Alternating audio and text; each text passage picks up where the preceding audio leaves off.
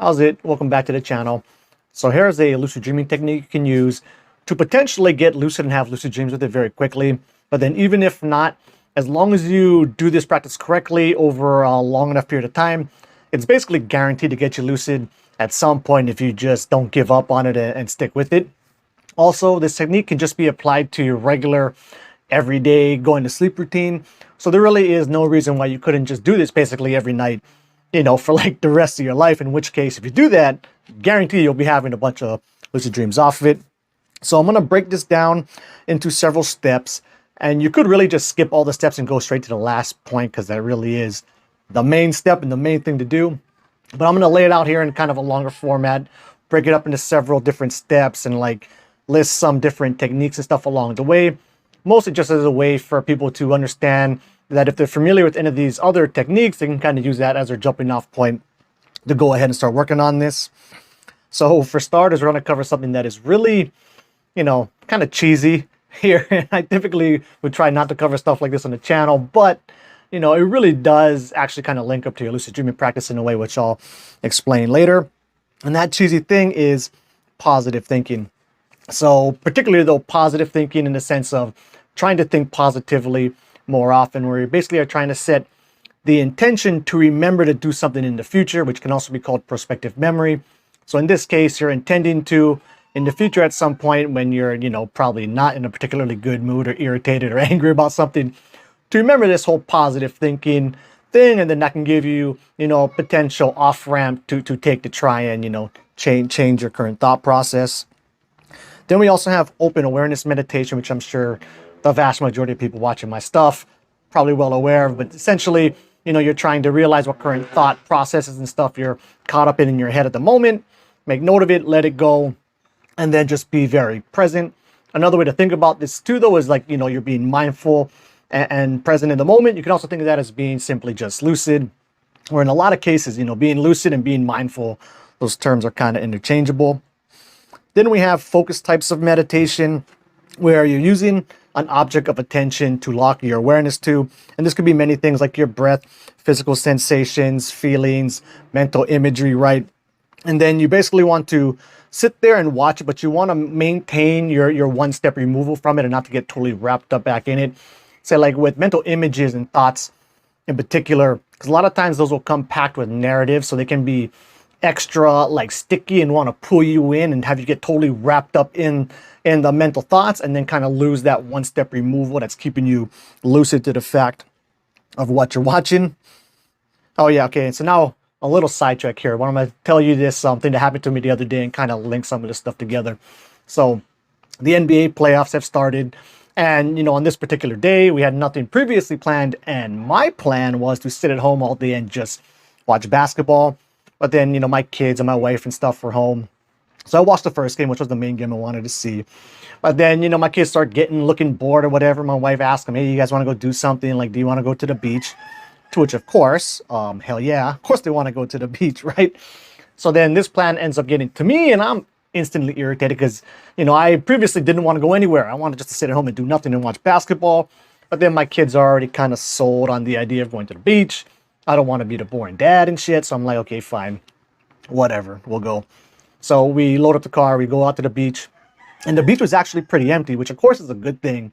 But the way I was seeing it at that moment was, shit, it's empty because everybody's at home watching basketball, man, which kind of doesn't actually make sense, but it is how I was feeling at the moment.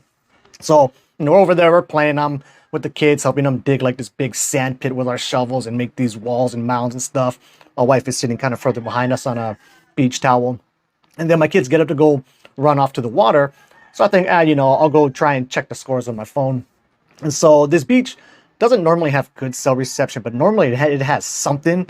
But at this particular time, as I'm trying to refresh my app or go to a web page to try and find out the scores, my phone's not loading.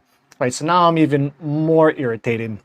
But then that whole prospective memory thing kicks in. I think, maybe I should try to think more positively about this. And of course, this doesn't always work, but just the fact that the idea comes up, right, it gives you that, like I said earlier, the potential off-ramp to take. So I think, screw it, I'll give it a try. So I'm sitting there. The weather is nice. I feel comfortable. We're all safe at the moment, right? there actually is like a little bit of shore break. It's not just totally flat like a pool or a lake, which, you know, I really hate going to beaches like that. So, you know, there are some shore break for the kids that play in the me to kind of go in there and tumble around with them as well in a little bit. But then I lock in on my kids playing together, right? And this is a very strong anchor or object of attention for any parent, right? And so as I'm watching them play and kind of filling me with just these, you know, feelings of gratitude and happiness, right?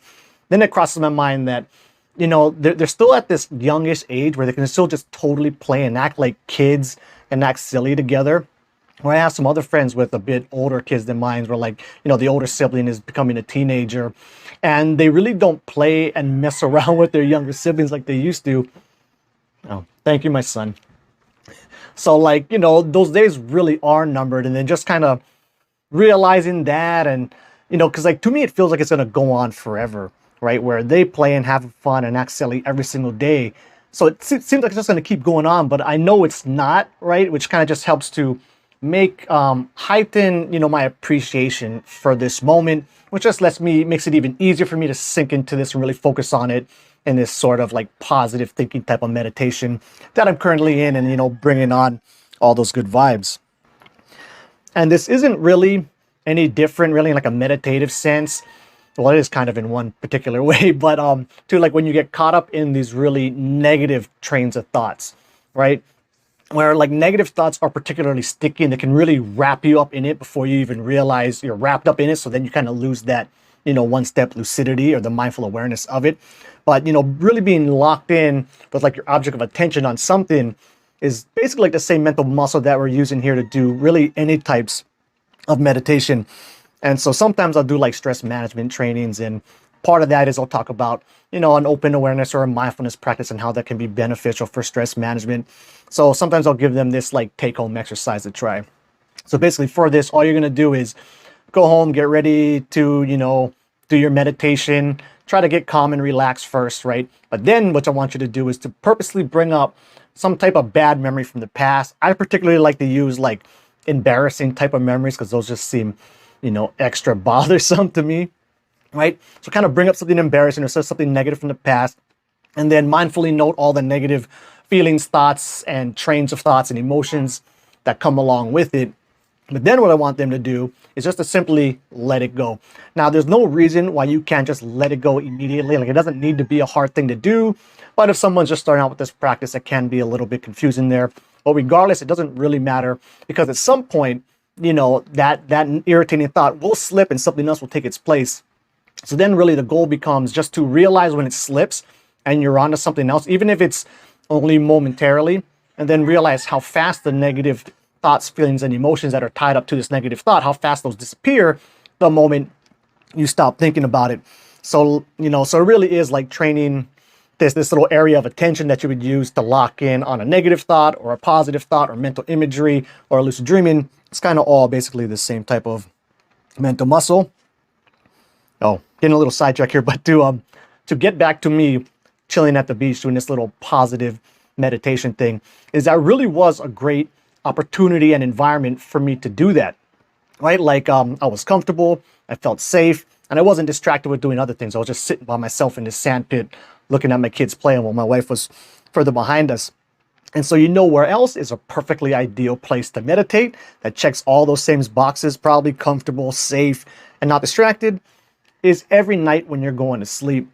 And if you think about it, like going to sleep is really the closest thing we got to like these sensory deprivation tanks, where the goal of the float tank is to kind of cut off your external senses, which makes it easier for you to, you know, sink in internally and focus on, you know, what's happening inside. But really every time we're going to sleep, especially when you start to hit the stage one liminal dreaming hypnagogic space, basically you cut off all external stimulus at that point, because you don't recognize it anymore, and then all of your awareness can be focused internally, right? So it really is pretty similar to float tank stuff. So here's the main goal and the final step to this whole process, and that is to simply apply a meditative-like perspective to the going to sleep process. And you can really use whatever you want as your object of attention here, right? You could pay attention to the felt sensations of relaxation, your breath, counting, open awareness, or even like my preferred method, like following the mental imagery. And mental imagery here can really be looked at as thoughts, just thoughts packed with images, and also they also start coming packed with narrative as well. At least that's how my brain works with it. And so you just want to basically learn to watch this lucidly aware and try not to get sucked into it, lose lucidity, and then fall asleep as you typically do. Oh, and then I'll throw this in here too, because sometimes this comes up, where sometimes people can see open awareness as being separate from like how I like to describe like following the mental imagery. Like they can kind of seem at odds with each other. But I see them actually as basically the same thing, where, you know, sometimes people can see open awareness as simply, you know, especially the waking life practice of it. You make a mental note of whatever thought you're currently lost in, you drop it, it essentially stops right then, and then another thought comes up to replace it. And then occasionally you can have these peak states in like waking life meditations where you have these prolonged moments of like total mental silence. But at least the way I see it is, especially when you're doing this like into sleep and then in dreams and stuff, is that sooner or later, the mental thoughts as you're slipping into stage 1 hypnagogic and the liminal dream space, they're coming packed with so much narrative that even though I'm doing what I feel like is letting the thought go, it doesn't stop. It just kind of keeps playing, and then it really is dreamlike, right? It can kind of just jump from scene to scene, to scenario, or what happens a lot too is you'll make some random association to something in the liminal dream, and then it will just instantly switch the whole narrative. But there isn't really any break to it, right? Like, especially as you're in this kind of more liminal dream space. But when you're in full-on REM style dreams, I have had these occasional kind of like peak-like experience that I would line up to, like, say, having these moments of kind of like prolonged, momentary, total mental silence in my awake practice. Where in dreams, I've occasionally had these moments of like just blank nothingness, and that's actually been a goal of mine for a long time. I know some people can just do this like really routinely, which kind of makes me jealous.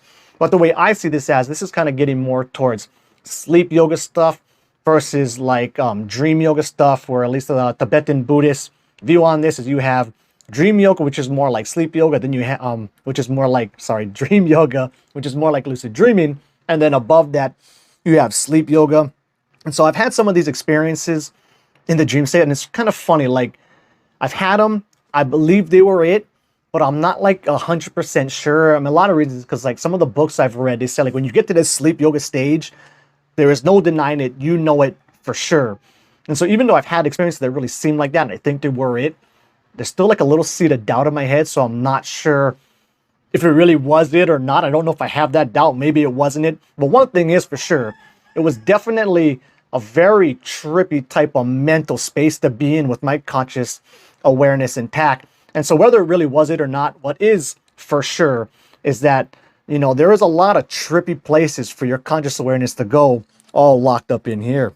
So yeah, so I do see my just basic mental imagery type meditation as really being basically open awareness, where, you know, I'm sitting one step removed from it, basically watching my subconscious. I'm watching something separate from my own conscious awareness kind of just run on its own. And it's not too much unlike, say, just if you have a lucid dream, but you're not influenced or controlling it much, you're just kind of sitting back, holding your one step removal from it, and just, you know, lucidly watching what's going on. So really, it's a lot like that, except for you can definitely also start to lean in and affect and influence things as well, and, you know, do more classic lucid dreaming stuff where you're trying to control the scene.